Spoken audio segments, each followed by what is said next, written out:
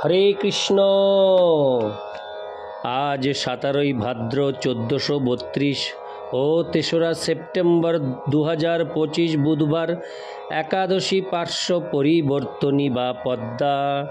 এই একাদশীর দিন আমি ভাগবতম পাঠ করছি। আজ আমি পাঠ করছি ভাগবতমের চতুর্থ স্কন্ধ দ্বিতীয় ভাগ দ্বাবিংশতি অধ্যায় চতুষ্ষণের সঙ্গে পৃথু মহারাজের মিলনের শ্লোক 1 থেকে 5। হরে কৃষ্ণ হরে কৃষ্ণ কৃষ্ণ কৃষ্ণ হরে হরে, হরে রাম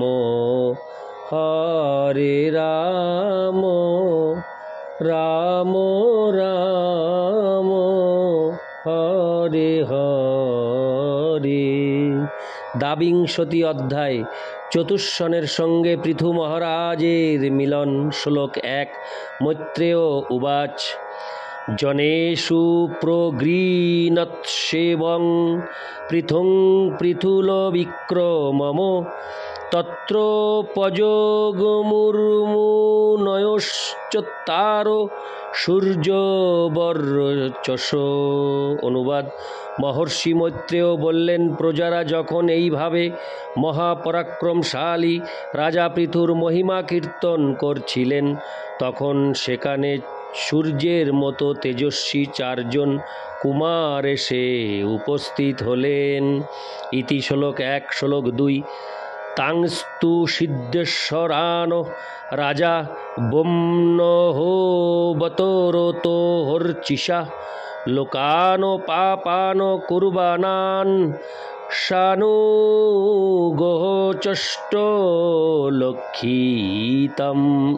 লক্ষিতান।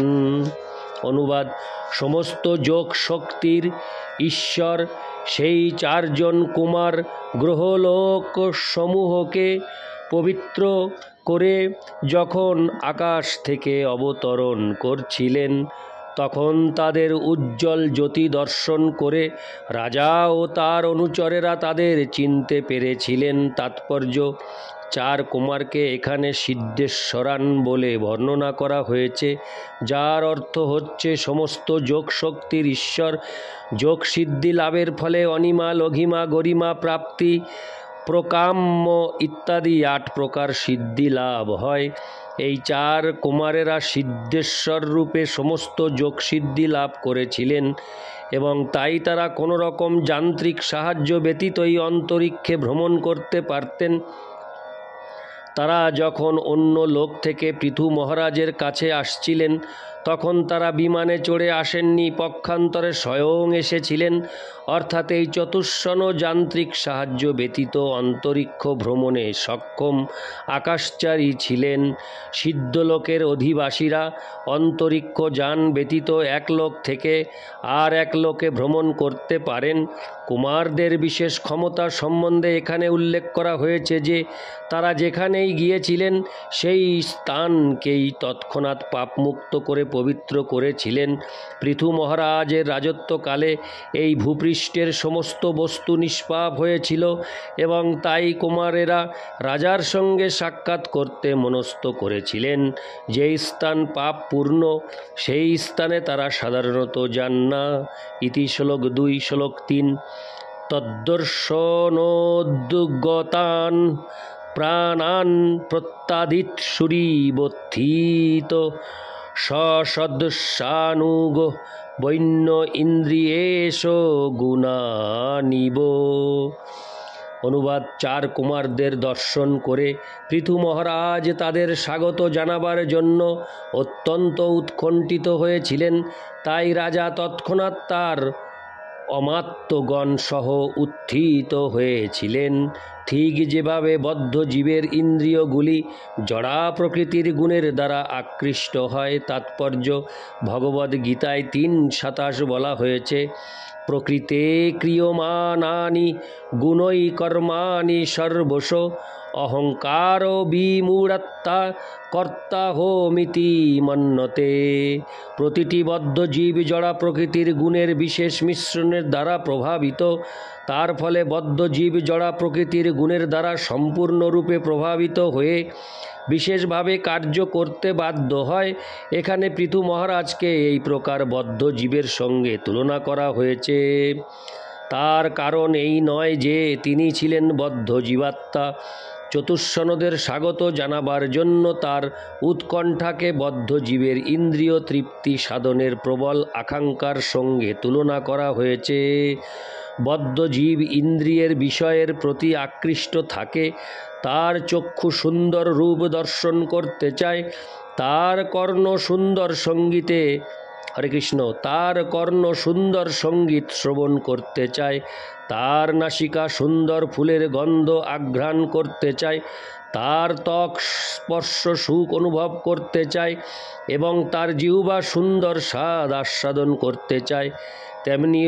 তেমনি হস্ত, পদ, উদর, উপস্থ, মন ইত্যাদি তার অন্য সমস্ত ইন্দ্রিয়গুলিও ইন্দ্রিয় সুখ ভোগের প্রতি এতই আকৃষ্ট যে সে কিছুতেই তাদের দমন করতে পারে না।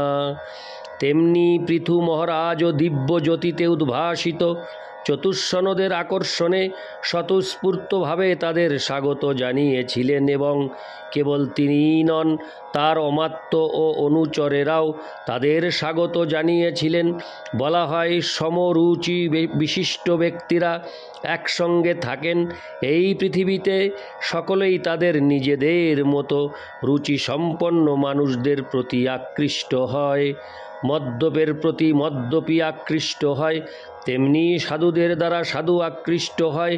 পৃথু মহারাজ পারমার্থিক উন্নতির সর্বোচ্চ স্তরে অধিষ্ঠিত ছিলেন এবং তার ফলে তিনি কুমারদের প্রতি আকৃষ্ট হয়েছিলেন, যারা ছিলেন তাদের মতো সমরুচি বিশিষ্ট। তাই বলা হয় মানুষকে চেনা যায় তার সঙ্গ থেকে। ইতি শ্লোক 3। শ্লোক 4। গৌরবাদ যন্ত্রিত সভ্য প্রশ্রয়ান তকন্ধর বিধিবৎ পূজয়াঞ্চক্রে গৃহীতাদ্ধর্হন্না। হরে কৃষ্ণ। গৃহীতাদ্ধর্হনাশনান। অনুবাদ: যখন সেই মহর্ষিগণ শাস্ত্রবিধি অনুসারে তাদের যে স্বাগত জানানো হয়েছিল তা স্বীকার করে রাজার দেওয়া আসন গ্রহণ করলেন, তখন মহারাজ পৃথু তাদের গৌরবের বশীভূত হয়ে বিনয়া বনত মস্তকে তাদের পূজা করেছিলেন। তাৎপর্য: এই চারজন কুমারেরা হচ্ছেন বৈষ্ণব সম্প্রদায়ের পরম্পরা আচার্য। ব্রহ্মশ্রী কুমার ও রুদ্র সম্প্রদায়ের মধ্যে কুমার সম্প্রদায় আসছে এই 4 কুমার থেকে। তাই পৃথু মহারাজ সম্প্রদায় আচার্যদের প্রতি অত্যন্ত শ্রদ্ধাপরায়ণ ছিলেন। শিল বিশ্বনাথ চক্রবর্তী ঠাকুর বলেছেন, সাক্ষাদ্দরিতেন সমস্ত শাস্ত্রই শ্রী গুরুদেব অথবা সম্প্রদায়ের আচার্যকে ঠিক ভগবানের মতো শ্রদ্ধা করা উচিত। এই শ্লোকে বিধিবৎ শব্দটি তাৎপর্যপূর্ণ, অর্থাৎ পৃথু মহারাজ নিষ্ঠা সহকারে সৎ সম্প্রদায়ের আচার্য বা গুরুদেবকে স্বাগত জানাবার জন্য শাস্ত্রবিধি কঠোরভাবে অনুসরণ করেছিলেন। আচার্যকে দর্শন করা মাত্রই তাকে প্রণতি নিবেদন করা উচিত। পৃথু মহারাজ তা যথাযথভাবে করেছিলেন। তাই এখানে প্রশ্রয়ানত কন্ধর শব্দগুলি ব্যবহার করা হয়েছে। বিনয়বশত তিনি কুমারদের সম্মুখে প্রণত হয়েছিলেন। ইতি শ্লোক 4। শ্লোক 5।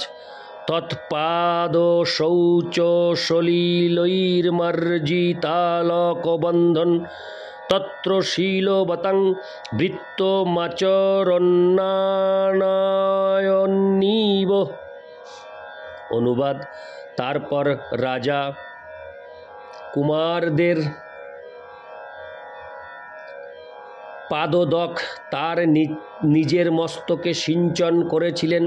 এই প্রকার শ্রদ্ধাপূর্ণ আচরণের দ্বারা কিভাবে একজন মহাত্মাকে সম্মান করতে হয় তা রাজা একজন আদর্শ ব্যক্তিরূপে শিক্ষা দিয়েছিলেন। তাৎপর্য: শ্রী চৈতন্য মহাপ্রভু বলেছেন, আপনি আচরি ধর্ম জীবের শিখায়।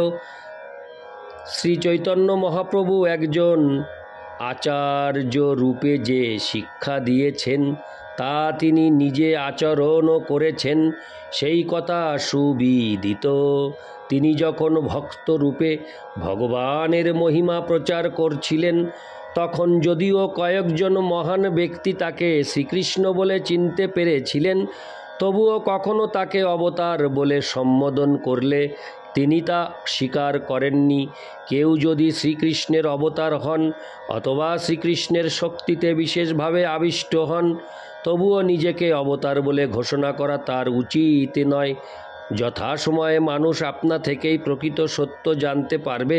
পৃথু মহারাজ ছিলেন একজন আদর্শ বৈষ্ণব রাজা, তাই তিনি তার ব্যক্তিগত আচরণের দ্বারা অন্যদের শিক্ষা দিয়েছিলেন কিভাবে কুমারদের মতো মহাপুরুষদের সম্মান করতে হয়।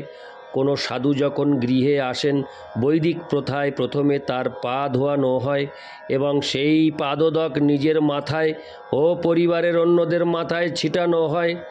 পৃথু মহারাজ তা করেছিলেন কারণ তিনি ছিলেন জনসাধারণের একজন আদর্শ শিক্ষক। ইতি শ্লোক 5। হরে কৃষ্ণ কৃষ্ণ কৃষ্ণ হরে হরে, হরে রাম